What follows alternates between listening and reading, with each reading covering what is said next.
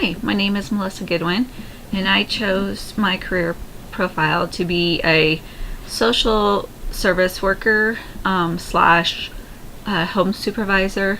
I chose this one because I actually am working at a group home for troubled boys, and I have witnessed what the home supervisor in this home goes through every day, and it's very stressful, but it's very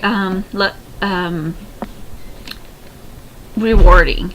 I actually just got a text from him just a few minutes ago saying, hey, our graveyard shift guy just quit, we need help. So that's one of the many stresses that he goes through. He typically works 6 to 2, but between all the stuff that he has to do, like taking kids to court and doctor's appointments and caseworkers, and he's there many times for at least 18 hours, if not more. He is in charge of all the administration,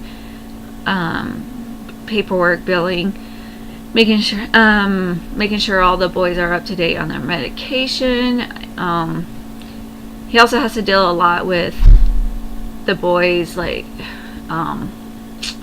they always have lots of complaints. It's part of,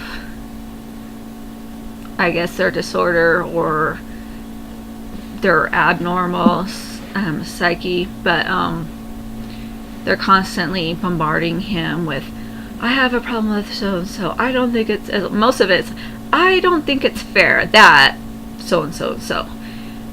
You hear a lot of that it's not fair, and that we're treating them like slaves, and they don't like it when we say, hey, we're here by choice. You guys are here because it's court ordered. I think we only have one boy in the home right now that came here voluntarily. All of them are court order. They are sex offenders between the age of 13 to 18, 19. And their perspective on life, it's very skewed. Like I said, they always like, it's not fair that we have to do all these chores while you guys just sit around. Well, we're not just sitting around, we're doing a lot of making sure. This home is called an LOS, which means the boys have to stay in our line of sight at all times. So we're constantly having to make sure the boys are, doing what they're supposed to do. They can't be in a room by themselves. They can't go from one level to the next unless there's someone there. And then there's always got to be a third. So there should never be one staff and one boy. There always has to be a third person. So my home supervisor is constantly being bombarded with this, and we have a lot of the boys. We have 14 boys right now. We have a lot of boys' parents calling and complaining. A lot of these boys are there because of I don't know how to explain it. We have one boy who, in his parents' eyes, he can do no wrong. And he's probably one of the worst ones that we have. And they see him as their perfect little boy. And so anytime he has a complaint, which is always, he gets his parents riled up, and his parents then call the home supervisor, and usually it can get really messy, because it's not just taking care of these boys, but it's taking care of their parents and taking care of their therapist and taking care of the caseworker, and he has to do all this.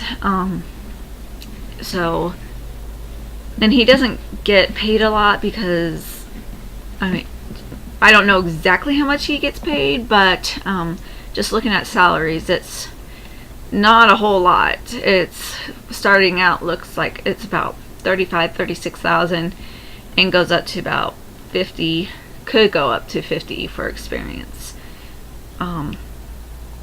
He goes through a lot of stress, and let's see, I think I talked about almost everything. He is required to have a bachelor's degree from a SSW, which Social Service Worker accredited university. There's a lot of intern hours to get to that point, and I think that is about it. Some of the other certifications I know to work there, you have to have a background check. You have to go through, it's called CBM, it's their type of therapy. And you have to get, first aid CPR certified. And you have to go through a course where you learn how to restrain these kids if the need be. I've only had one couple instances where it got close, but luckily not to that point.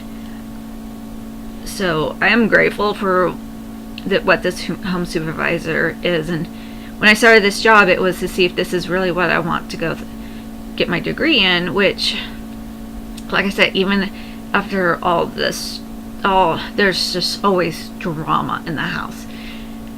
I always want to get up the next day and go to work, which to me that says a lot, because no matter what happened the day before, I'm still willing to get up and go and help these boys.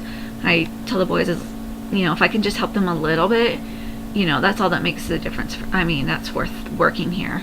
I know I don't have a huge part in their